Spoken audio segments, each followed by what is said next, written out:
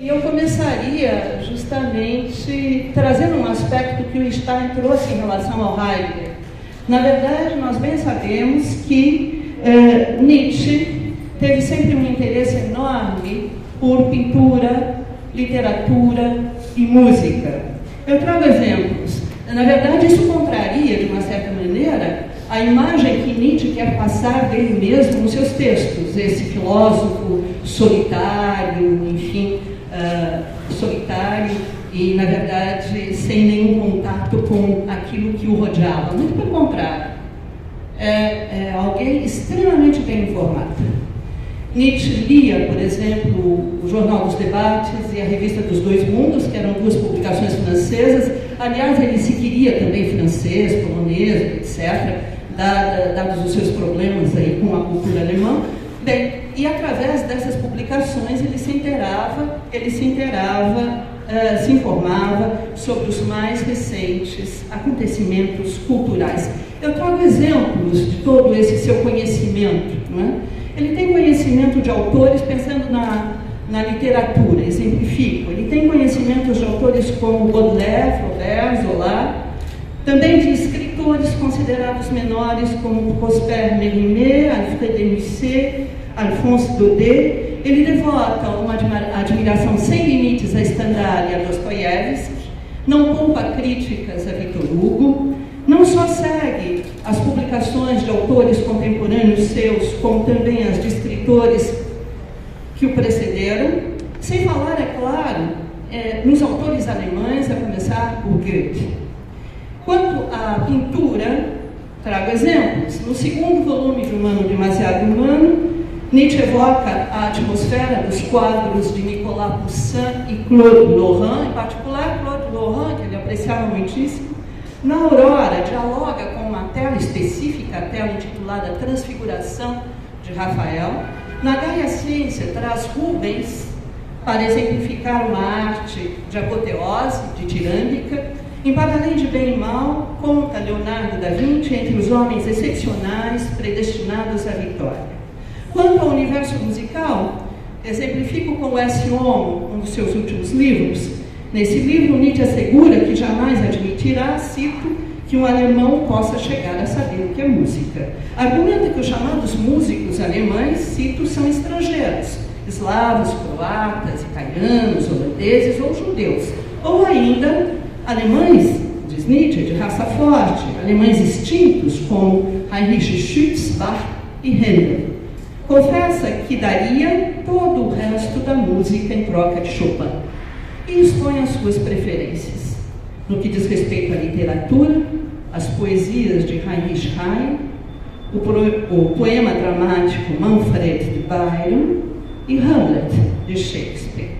No que concerne à música, Tristão e Isolda e o idílio de Siegfried de Wagner, mas também Liszt, Rossini e Peter Gast. Então, bem se sabe, como nós pudemos aqui elencar muito rapidamente, bem se sabe que Nietzsche não deixou de refletir sobre questões estéticas. Em seus escritos, são frequentes as vezes em que ele se detém no exame de obras de arte específicas e também aquelas em que trata de escritores, pintores, compositores. Contudo, não podemos nos abster de notar que é de maneira pouco convencional que Nietzsche aborda artistas e obras de arte. Quando se empenha em explicitar o que pensa a respeito, Nietzsche não se limita a considerações de ordem estética. Ao contrário, adota diferentes perspectivas, recorre a pesquisas diversas. Se mostra interesse por temas centrais da estética, como os relativos ao sensível, à aparência, à beleza, à arte, não confere a eles tratamento especial. Embora atento a essa ordem de questões, não lhes atribui estatuto próprio, não as enquadra num domínio particular do conhecimento, nem trata delas com metodologia específica. Não hesitamos, pois, em afirmar que no pensamento nietzschiano Não existe uma teoria estética acabada, nem mesmo uma exposição teórica sobre estética bem construída e fundamentada. É bem verdade que um interlocutor atento poderia argumentar que o nascimento da tragédia apresenta reflexões estéticas de primeira importância. Não há como negar que, ao elaborar o seu primeiro livro em 1871, Nietzsche persegue o objetivo de trazer uma contribuição ao que chama de ciência estética. Nessa obra, ele trata, no primeiro momento, das origens e funções da tragédia ática no século de Péricles, no século V a.C. Até então, filólogos e historiadores da arte haviam ressaltado a presença de um único princípio na arte grega, o princípio apolíneo. Ao princípio apolíneo, Nietzsche vem opor o dionisíaco. Apolo, o deus da bela forma e da individuação, propicia a Dioniso que se revele. Dioniso, o deus da êxtase e da embriaguez, por sua vez, permite a Apolo que se manifeste.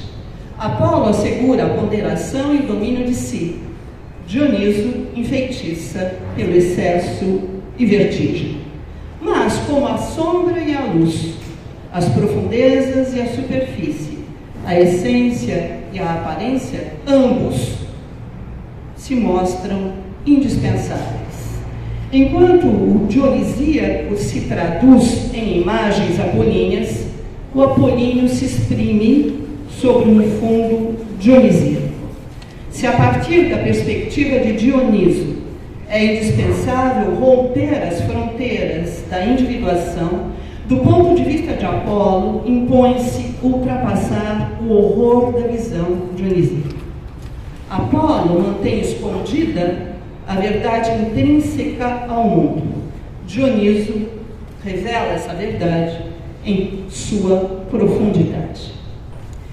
Essas primeiras considerações nos levam a constatar que o apolíneo e o dionisíaco presentes no nascimento da tragédia constituem dois fenômenos muito complexos que se acham mesclados e imbricados.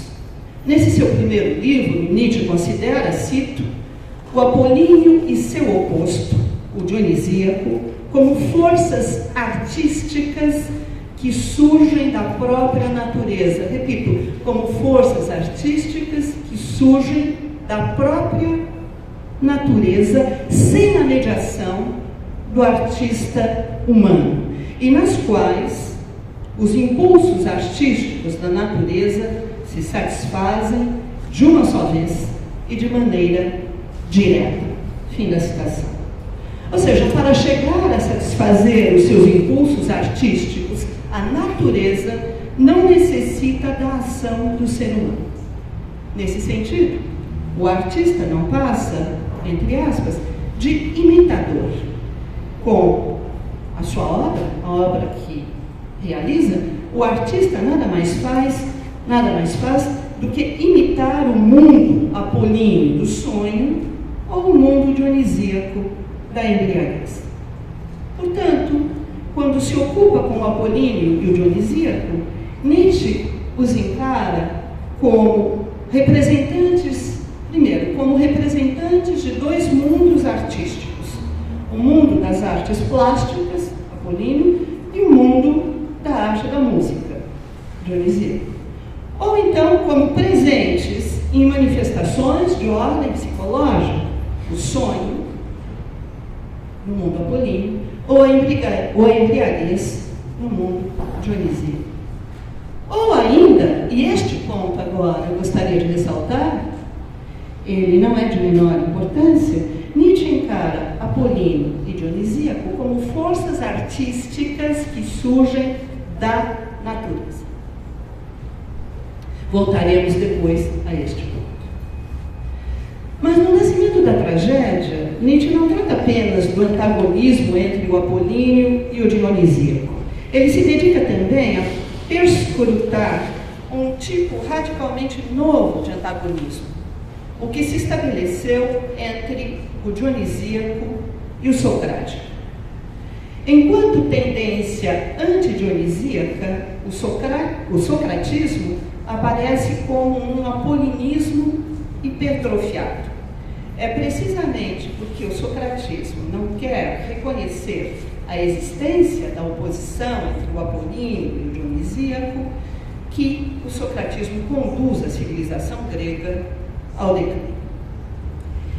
E se na primeira parte do Nascimento da Tragédia Nietzsche se dedica a examinar esses dois tipos de antagonismo, ou seja, o antagonismo entre o apolíneo e o dionisíaco, e este outro entre o dionisismo e o socratismo, na segunda parte desse livro, ele irá aplicar-se a explorar um terceiro tipo.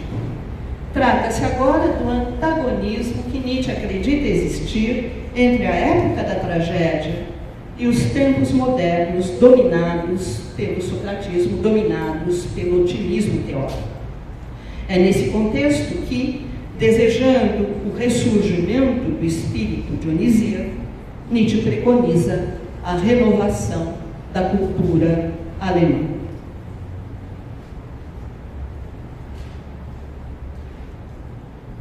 Os elementos reunidos até o presente momento nos permitem afirmar que no Nascimento da Tragédia as reflexões estéticas não têm autonomia em relação a outros domínios do pensamento filosófico. As reflexões estéticas já se acham mescladas, por um lado, a uma determinada concepção do mundo, pois apolíneo e dionisíaco, como vimos, são, antes de mais nada, impulsos artísticos da natureza. E as reflexões estéticas se acham também mescladas, por outro lado, à crítica dos valores, uma vez que, como vimos, dominada pelo otimismo teórico, a cultura alemã, então decadente, no entender de Nietzsche, teria de ser renovada. No Nascimento da Tragédia, Nietzsche julga que com Sócrates, que ele chama de mistagogo da ciência, com Sócrates se substituiu o homem trágico pelo seu contrário, o teórico. Substituição empobrecedora, porque veio dividir o que na tragédia grega era inseparável: essência e aparência, verdade e ilusão. Sócrates se opôs à ideia à vida, como se a vida devesse ser julgada, justificada e redimida pela ideia. Privilegiou-se o conhecimento às expensas da arte e se fez do conhecimento fonte da moralidade. A afirmação da crueldade da existência, essa afirmação muito dionisíaca, cedeu lugar ao otimismo do saber, e a febre de viver cedeu lugar à serenidade. Acreditando que por meio da ciência era possível apreender a natureza das coisas, o otimismo teórico pretendeu pôr de um lado a verdade e de outro lado a aparência. A crítica que Nietzsche então faz do conhecimento científico, concebido como apropriação das coisas como elas são, tem por pano de fundo, nesse momento, a teoria kantiana. No ensaio de 1873, vamos dar mais um passo, no ensaio de 1873, sobre verdade e mentira no sentido extramoral, Nietzsche retoma essas preocupações. Ele continua a combater a ciência, a atribuir um papel privilegiado à arte, inspirando-se ainda na distinção de Kant entre fenômeno e coisa em si, afirma que a própria ciência se ilude ao pretender-se conhecimento verdadeiro do mundo. De fato, a ciência se limita a expressar a relação do homem com aquilo que o cerca. Antropomórfica desconsidera esse caráter que é tão seu e por isso peca por ser ilusória. E desse ponto de vista, a arte, reconhecendo-se como ilusão, teria precedência sobre a ciência. Uma mudança de perspectiva se anuncia no final de 1876. Se eu refaço aqui o percurso dos textos nietzschianos no que diz respeito às questões estéticas, é pela seguinte razão: em Nietzsche, quando examinamos o corpus nietzschiano enquanto um todo, nós notamos que há questões que surgem, se transformam e desaparecem. Há outras que permanecem presentes durante toda a obra, seja de forma latente, seja de forma explícita. E há ainda aquelas que surgem unicamente num determinado momento da obra, sem ser retomada, sem que elas venham a ser retomadas depois. Portanto, quando nós falamos de Nietzsche, no meu entender, é preciso sempre termos cuidado em localizar de que Nietzsche estamos falando. E isto nós vemos quando se trata da relação entre o conhecimento e a arte. Então, nos primeiros textos, que são os textos, e aqui nós trouxemos dois deles, mas são os textos que vão de 69 até 76, nesses textos a arte tem precedência em relação ao conhecimento. Mas uma mudança de perspectiva ocorre precisamente a partir de 76, 77, portanto, a partir de Humano Demasiado Humano. Se nos primeiros textos Nietzsche concebia arte e ciência, de certa forma, como rivais, a partir de Humano Demasiado Humano, 78, ele passa a tratar das relações entre religião, metafísica, arte e ciência, privilegiando sempre o conhecimento científico. Então Nietzsche sustenta que o ser humano concebeu o mundo erroneamente, pois o encarou com pretensões estéticas, religiosas ou morais. Mas com a ciência, veio a libertar-se dessas pretensões. Nietzsche sustenta ainda que tanto na história da humanidade quanto na história do indivíduo verificam-se diferentes fases. Primeiro, a religiosa, depois a metafísica e, por fim, a científica. Que esta afirmação lembre de imediato a lei kantiana dos três estados é fato irrecusável.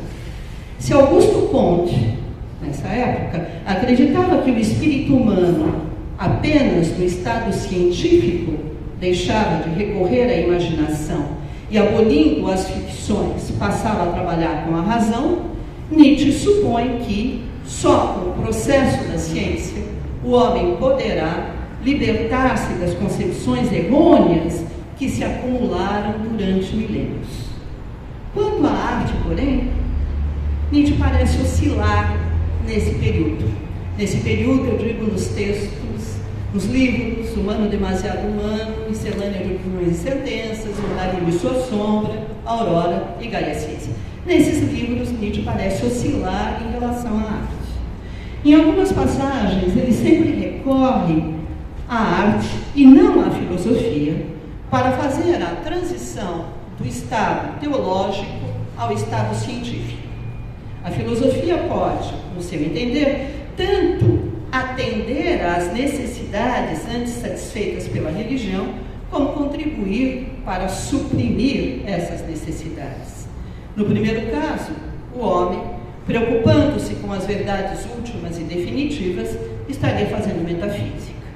No último, mostrando que as representações do mundo, até então forjadas, não passam de erros da razão, já se acharia na fase científica. Para evitar a passagem brusca da religião à ciência, seria aconselhável contar com a arte. É a posição que Nietzsche toma em alguns dos seus textos nesse período.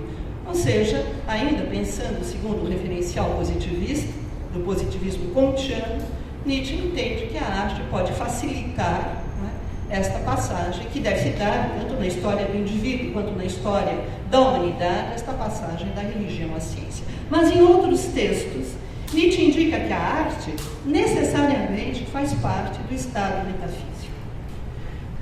Ao artista causaria repugnância à atividade científica sóbria e moderada, pois o artista não poderia renunciar, eu cito, ao fantástico, mítico, incerto, extremo, ao sentido do simbólico, à exaltação da personalidade, Há a crença em algo miraculoso, há a crença no gênio. Portanto, seja para substituir a filosofia metafísica ou não, a arte sempre se situa no estado intermediário entre a religião e a ciência. Nietzsche inverte assim os polos da relação que estabelecera entre arte e ciência nos seus primeiros textos. Agora critica a arte para privilegiar a ciência. E abandonando por completo o referencial kantiano, deixa de contrapor o conhecimento do mundo fenomenal ao conhecimento verdadeiro do mundo, que por isso mesmo seria ilusório. A partir de humano demasiado humano, além de evocar repetidas vezes a lei dos 3 estados de Augusto Comte, elogia o conhecimento científico por não se preocupar com os porquês. Enfim, abrindo mão da dicotomia entre sensível e suprassensível, abraça uma concepção, como já vimos, positivista de ciência.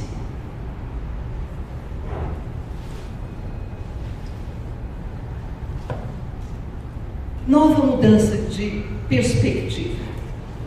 Nova mudança que ocorrerá nos textos nietzschianos da maturidade, a partir de Assim Falava Zaratustra, em 83, até os últimos textos, em 88.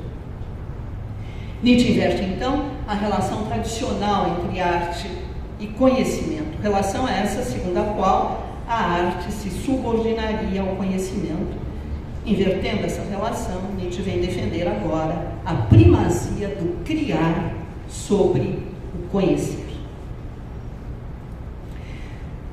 Mas, no ensaio de autocrítica publicado em 1886, à guisa de prefácio à segunda edição do Nascimento da Tragédia, pequeno parênteses muito rápido, em 86, na verdade, Nietzsche está preocupado com a reedição dos seus escritos anteriores e escreve e redige prefácios aos livros já publicados. Um deles é o prefácio ao Nascimento da Tragédia, que recebe o título de Ensaio de Autocrítica. Então, neste ensaio de autocrítica, publicado à guisa de prefácio ao Nascimento da Tragédia, Nietzsche considera, cito, que o problema da ciência não pode ser reconhecido no terreno da ciência. Por isso mesmo, adverte que se deve encarar, aspas, a ciência em geral enquanto sintoma da vida. Daí se depreende que Nietzsche não se limita agora a retomar simplesmente as posições que defendia nos seus primeiros escritos, quando criticava o conhecimento científico e atribuía papel privilegiado à arte. Tanto é que agora ele assim expressa o que considera ser a sua tarefa. Cito, é o mesmo texto. Ver a ciência na ótica do artista, mas a arte na ótica da vida. Isso ocorre porque, neste momento do seu percurso intelectual, Nietzsche formula o critério, ele formula, na verdade, a pergunta sobre o valor dos valores. Esclareço. Nietzsche entende que os valores, por exemplo, bem e mal, têm eles mesmos um valor. E que, antes de mais nada, será preciso que nos perguntemos sobre o valor que o ser humano atribuiu aos valores, por exemplo, os valores bem e mal. Nietzsche se pergunta por que razão sempre se atribuiu ao valor bom um valor superior ao valor mau. E ao formular esta pergunta, a pergunta sobre o valor dos valores, Nietzsche vai agora submeter arte e ciência ao exame genealógico. Ou seja, o procedimento genealógico é um procedimento tal que começa por investigar o valor que se atribui, ou que se atribuiu, ou que se ainda atribui aos valores, entendendo que os valores não têm uma fundamentação no outro mundo. Deus deixa de ser a sede e origem dos valores. Os valores passam a ser entendidos como humanos demasiado humanos. Portanto, eles surgem, se transformam, desaparecem, novos valores podem ser criados e daí por diante. E como nós temos de avaliar esses valores? Precisamos encontrar um critério para avaliarmos esses valores. E Nietzsche vai encontrar este critério na vida. Porque o critério para avaliar os valores não pode surgir ele mesmo, não pode ser proveniente ele mesmo de uma avaliação. Não tem nenhum sentido perguntar se uma moral ou se uma tendência estética é melhor ou pior que outra, uma vez que bem e mal já... Uma vez...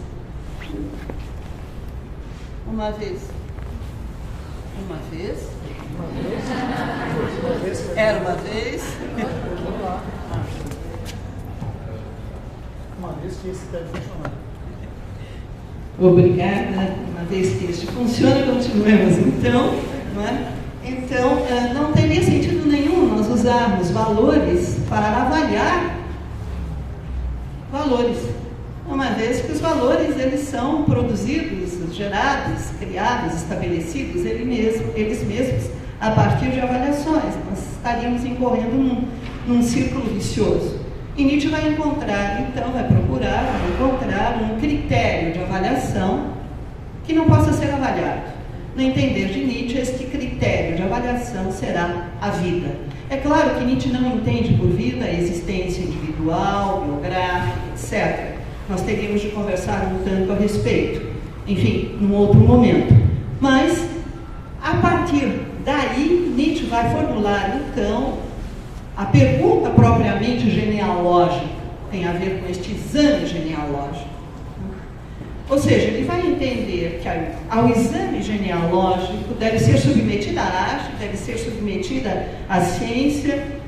Na verdade, a esse exame genealógico deve ser submetida a moral, a política, a religião, a filosofia. Ou seja, fazer qualquer apreciação de qualquer ordem, passar pelo crivo da vida, equivale a perguntar se contribui para favorecer a vida ou obstruí-la. Submeter ideias ou atitudes ao exame genealógico é o mesmo que inquirir se essas ideias ou atitudes são signos de plenitude de vida ou de sua degeneração. Avaliar uma avaliação, enfim, significa questionar se é sintoma de vida ascendente ou de vida declinante.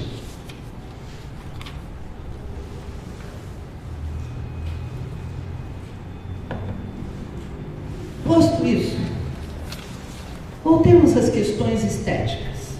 Agora estamos bem situados para abordar, ou enfim, para examinar como Nietzsche aborda as questões estéticas nos seus últimos textos.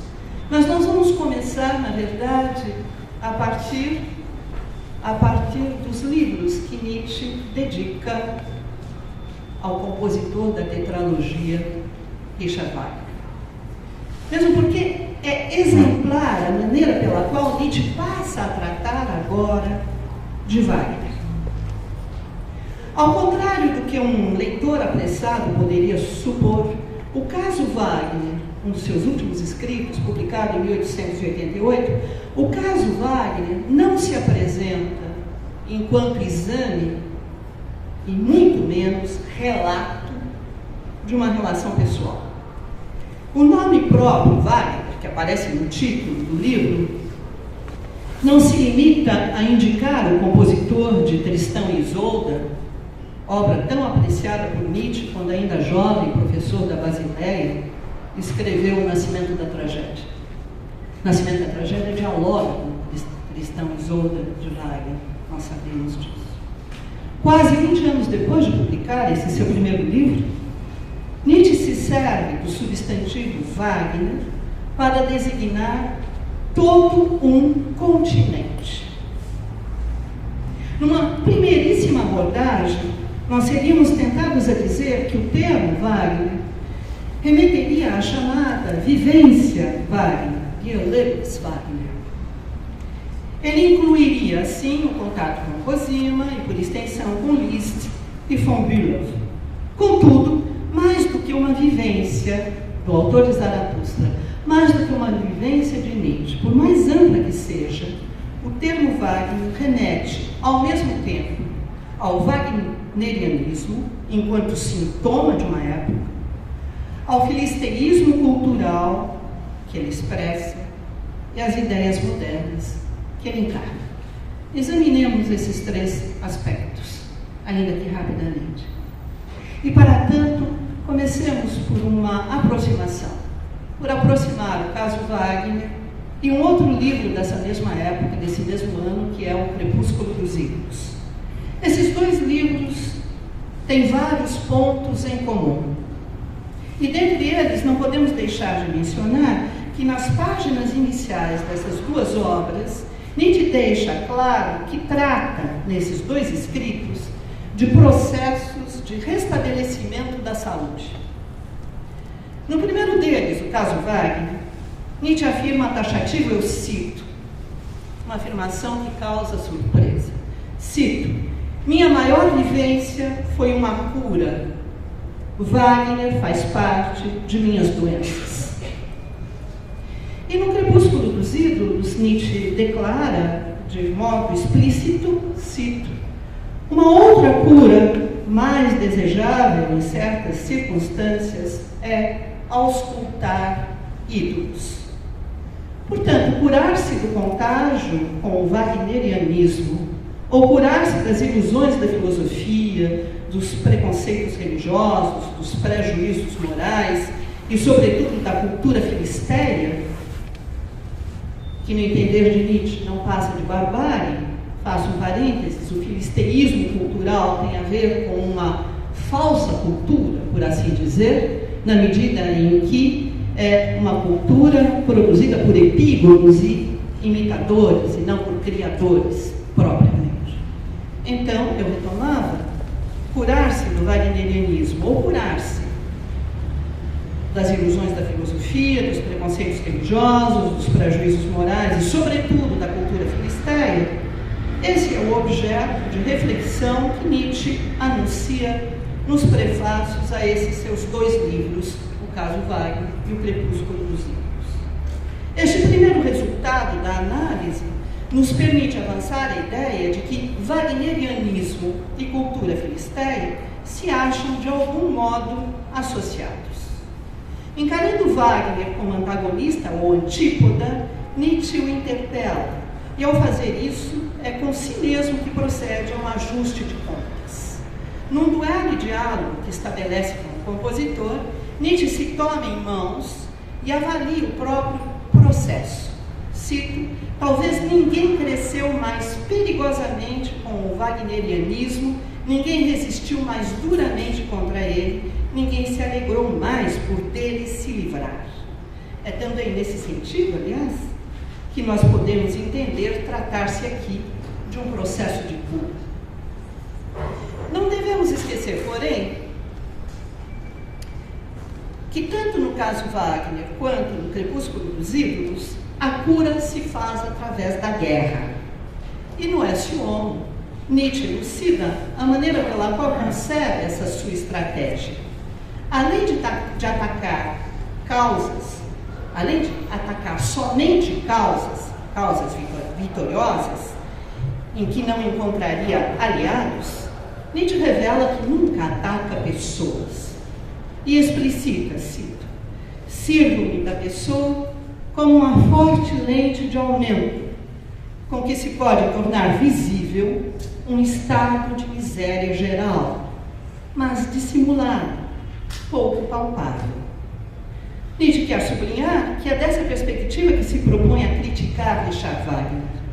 Tanto é que, ao terminar de apresentar os princípios de sua prática de guerra no Ecce Homo, Nietzsche conclui, cito outra vez, desse modo ataquei Wagner, ou mais precisamente, a falsidade, a bastardia de instintos de nossa cultura entre aspas, que confunde os refinados com os ricos, os epígonos, os imitadores com os grandes.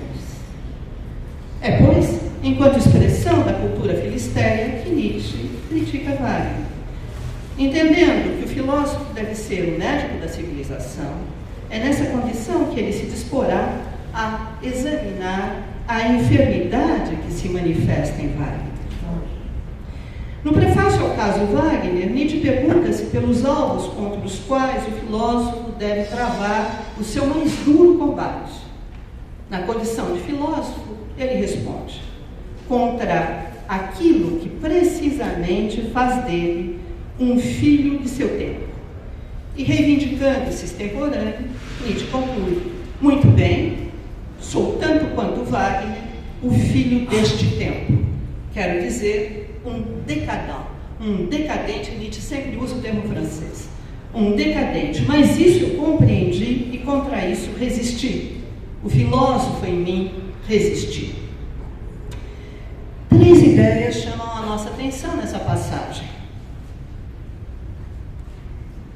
Nietzsche reconhece pertencer à mesma época que Wagner, mas a diferença de Wagner acredita ter se curado, dando a entender que a cura se deveu à sua condição de filósofo, ou seja, à sua condição de médico da civilização. Mas Nietzsche introduz ainda aqui, de passagem, mais uma ideia. A ideia de que a decadência, essa decadência, constitui uma das marcas mesmas da sua época. Marcado pela leitura que Nietzsche faz de um autor contemporâneo seu, que é Paul Bourget, é quem introduz, na verdade, ao fazer uma análise da literatura da época, é quem introduz a ideia de decadência. Então, marcado pela leitura dos textos de Bourget, Nietzsche entende que, enquanto movimento de desagregação, é nisso que consiste a decadência, um movimento de desagregação ocasionado pela falta de unidade e coesão interna. A decadência, entendida enquanto tal, não se manifesta apenas nos processos orgânicos, mas também se expressa em processos sociais e culturais. Assim é que, no caso Wagner, Nietzsche deixa claro que o compositor de Parsifal, esse artista da decadência, torna doente tudo aquilo em que toca. Nietzsche diz: ele tornou a música doente. Buscando contextualizar a decadência, tal como faz Bourget, Nietzsche vai relacioná-la com o mal-estar que se faria sentir em sua época, mas não a associa diretamente à cultura filisteia que julga imperar na Alemanha na segunda metade do século XIX. Agora amplia o âmbito de investigação e associa a decadência com a modernidade. Tanto é que nas últimas linhas deste livro, O Caso Wagner, Nietzsche declara: compreendo perfeitamente que um músico hoje diga: detesto Wagner, mas não suporto mais nenhuma outra música. Mas compreenderia também que um filósofo explicasse: Wagner resume a modernidade. Resume, grifado pelo próprio Nietzsche. Wagner resume a modernidade. Não há o que fazer. É preciso começar por ser wagneriano. Músico e filósofo, Nietzsche assim se coloca em relação ao fenômeno Wagner. Como o compositor foi um decadão, mas ainda fez do problema da decadência a sua mais grave preocupação. A diferença de Wagner, porém, pôde curar-se, dada a sua condição fisiopsicológica, de si mesmo fez um extemporâneo. Convencido de que é preciso ir fundo na própria época para superá-la, acredita que o filósofo, enquanto médico da civilização, tem de ser a má consciência de seu tempo e, para tanto, tem de ter a melhor consciência de seu tempo. E a ciência de seu tempo foi Wagner quem lhe proporcionou. Afinal, Wagner resume a modernidade. E no epílogo do caso Wagner, Nietzsche parece explicitar com maior clareza o que entende por modernidade. Partindo das ideias de vida ascendente e descendente, que nós vimos há pouco, partindo, portanto, dessas duas ideias, de vida ascendente e de vida descendente ou declinante, Nietzsche sublinha a necessidade dos antagonismos. Antagonismos que atravessam a sua obra. Nós vimos os antagonismos já do Nascimento da Tragédia, presentes lá desde os seus primeiros escritos. Né? É por não levar os antagonismos em conta que Wagner flertou, por um lado, com a moral aristocrática e, ao mesmo tempo, deu voz à doutrina cristã. Desprezando os antagonismos, a modernidade resvalaria numa espécie de ambiguidade em relação à escala dos valores, não se colocaria nem cá nem lá, ignorando a hierarquia inerente às diversas avaliações, ela acabaria por promover a igualdade. No caso Wagner, ao delinear o retrato do compositor, Nietzsche faz, na verdade, um estudo fisiopsicológico do artista moderno. Wagner encarna aquele em quem as virtudes modernas atingiram sua maior realização. Representa tudo o que nos tempos modernos é decadente. Longe de ser um escrito de circunstância, o caso Wagner constitui uma peça-chave no projeto filosófico nietzschiano. Projeto esse em que as reflexões estéticas, vale lembrar mais uma vez, em que as reflexões estéticas não têm autonomia e muito menos prioridade em relação a outros domínios da filosofia. E isso é também o que podemos observar num outro livro desse mesmo momento, dessa mesma época, que é Nietzsche contra Wagner. Eu vou, na verdade, saltar aqui algumas passagens, porque eu não quero, de forma alguma, não. Me dizem para não saltar? Salto, não salto? Não salto. 10 minutos? Sim. 15 minutos no máximo? Sim, ótimo. Tudo bem? Bem. É porque, na verdade, eu entendo que esta minha fala não é para encerrar o debate, mas é para abrir o debate. Eu espero ouvi-los, eu espero que tenhamos a oportunidade de conversar. Então, tá. Bem, é o que também podemos observar no livro intitulado Nietzsche contra Wagner, um dos últimos escritos de Nietzsche. Nele, o filósofo, nesse livro, elaborado também em 1888, no final de 88, nesse livro Nietzsche reúne passagens de seus escritos anteriores que viriam atestar que ele sempre teve a mesma posição em relação a Wagner. Ou seja, sempre foram antípodas. É precisamente no capítulo intitulado Nós Antípodas que Nietzsche vai retomar uma passagem aqui de um livro anterior, que é a Gaia Ciência. E o que importa para nós nesse momento é sublinhar que nesse capítulo Nós Antípodas, do Nietzsche contra Wagner,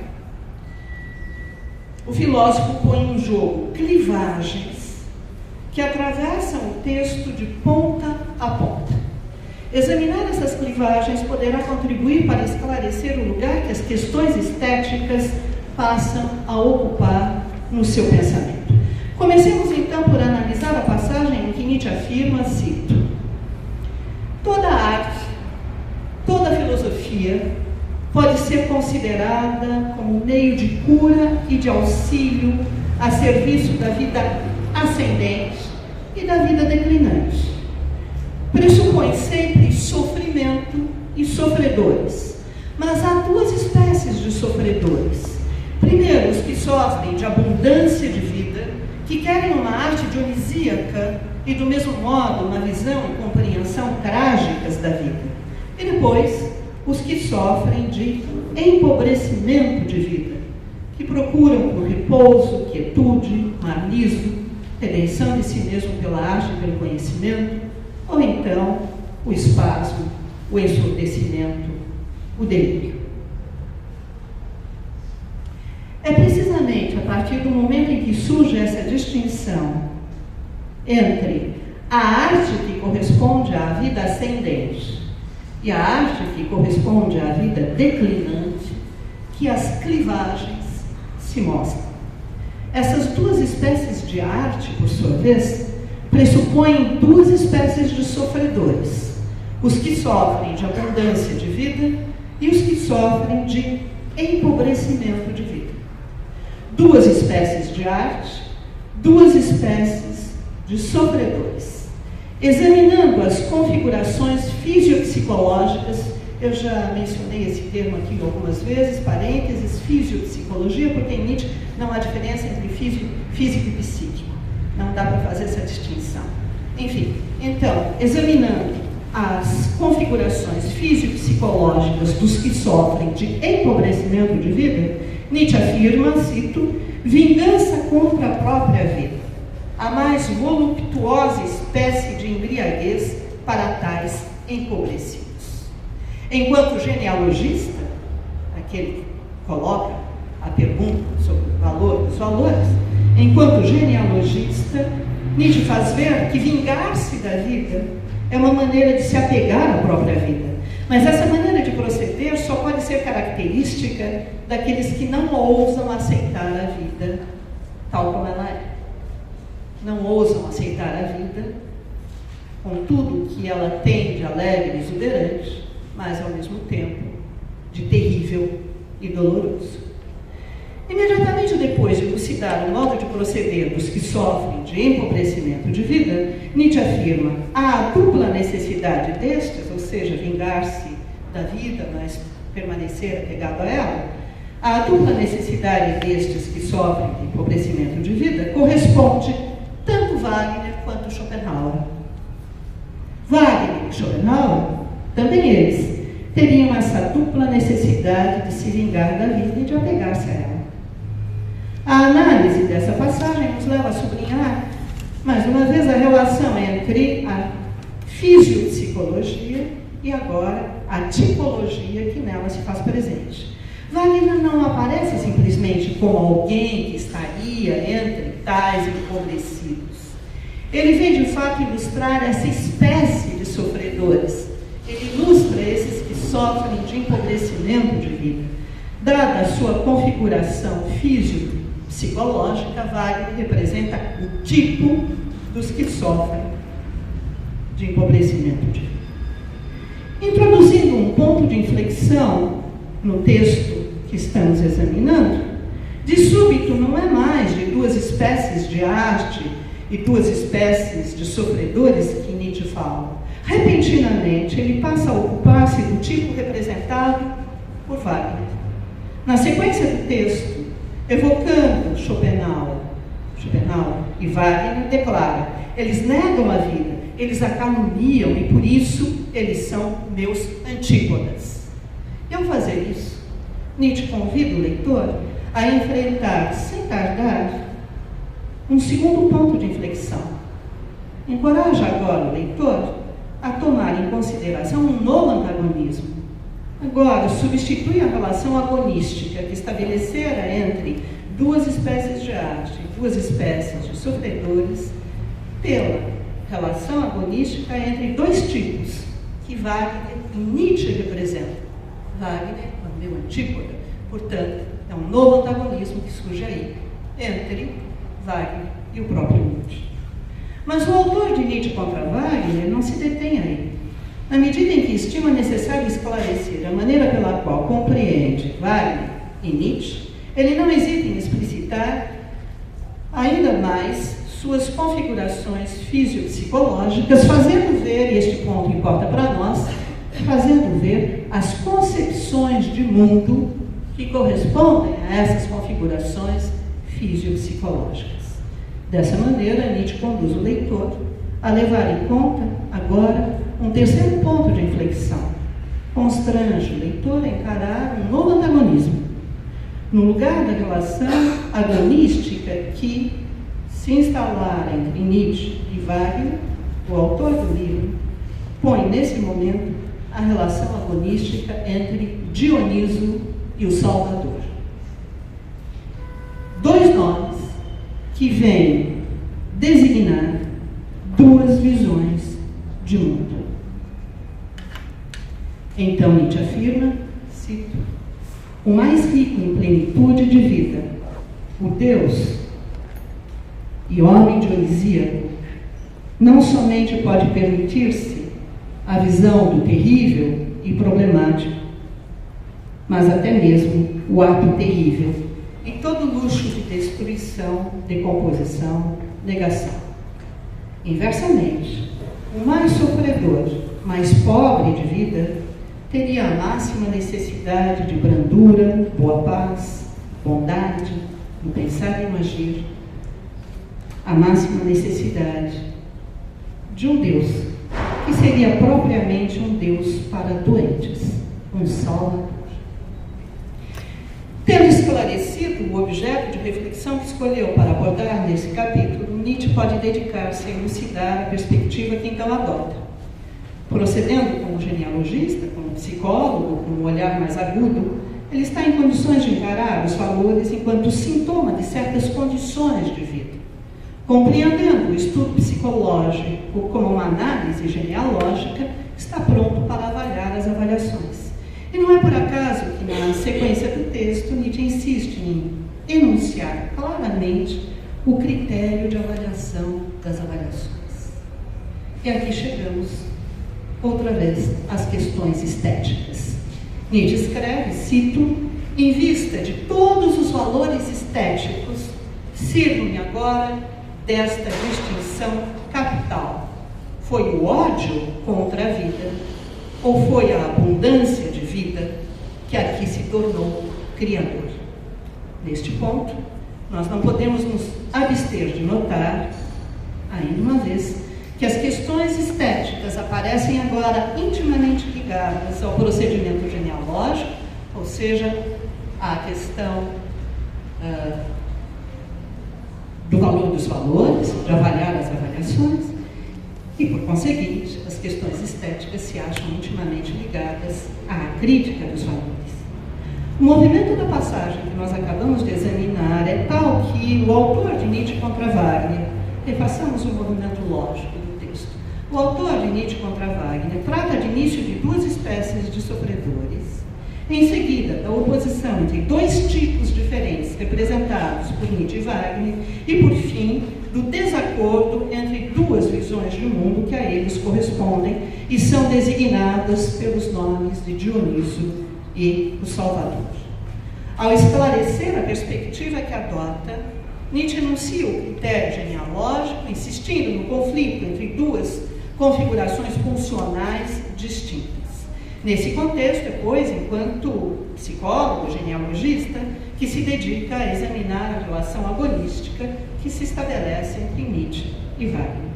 Por terem configurações físico-psicológicas que se opõem, Wagner e Nietzsche, que representam esses dois tipos, revelam-se antípodas. É o que nos permite compreender que avaliem de modo diferente o sofrimento e, ao fazer isso, propaguem concepções de mundo que se acham em oposição. Estamos, pois, em condições de afirmar que as questões estéticas estão também estreitamente ligadas a reflexões sobre determinadas concepções de mundo.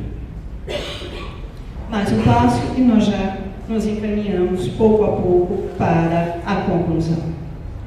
O passo agora consiste em insistir na ideia de que, nos textos da maturidade, Nietzsche desenvolve elementos já presentes em estado embrionário lá no nascimento da tragédia. De um lado, artistas e obras de arte, como nós pudemos ver no caso específico de Wagner, artistas e obras de arte passam a integrar um campo de investigação mais amplo, convertem-se em objeto da crítica dos valores. As questões estéticas serão submetidas ao exame genealógico, que, por sua vez, se acha intimamente ligado à tipologia e à fisiopsicologia. De outro lado, os valores estéticos se acham em estreita conexão com concepções do mundo que os termos Dioniso e o crucificado vêm expressar. E cabe ressaltar ainda que reaparece sob nova roupagem a ideia de consolo metafísico presente no nascimento da tragédia. Então Nietzsche entendia que Dioniso, então lá no seu primeiro livro publicado, Nietzsche entendia que Dioniso se identificava a essa vida que, apesar de seus horrores, era de uma força e de uma alegria indestrutíveis, revelando ao mesmo tempo o caráter inexorável do vir a ser e a exuberância da existência. Dioniso vinha propiciar ao ser humano o que Nietzsche então chamava de consolo metafísico. É preciso, porém, frisar que Nietzsche conferia a essa expressão, consolo metafísico, um sentido particular. Por um lado, ele se afastava dos sentidos que depois atribuirá ao termo metafísico nos seus escritos posteriores, onde, concebendo a metafísica, sobretudo, como uma duplicação de mundos, dela fará um de seus alvos privilegiados de ataque. E, por outro lado, distanciava-se do sentido que tradicionalmente se atribui ao termo metafísico, recusando as implicações fixistas e idealistas que, em geral, se acham ligadas a essa noção. Fazendo ver que era Dioniso quem propiciava aos homens o consolo metafísico, Nietzsche dava a entender que, por metafísica, concebia o primado do vir a ser. Isso lá no Nascimento da Tragédia. Nos textos da maturidade, é a arte que Nietzsche atribuirá a tarefa que então conferia a Dioniso. Tanto é que no ensaio de autocrítica de 86, ele escreve: toda vida repousa na aparência, na arte, na ilusão, na ótica, na necessidade de perspectiva, no erro. Pois sem a arte, nós sabemos, o ser humano não suportaria o fluxo vital, não suportaria a mudança permanente, numa palavra, não suportaria o vir a ser.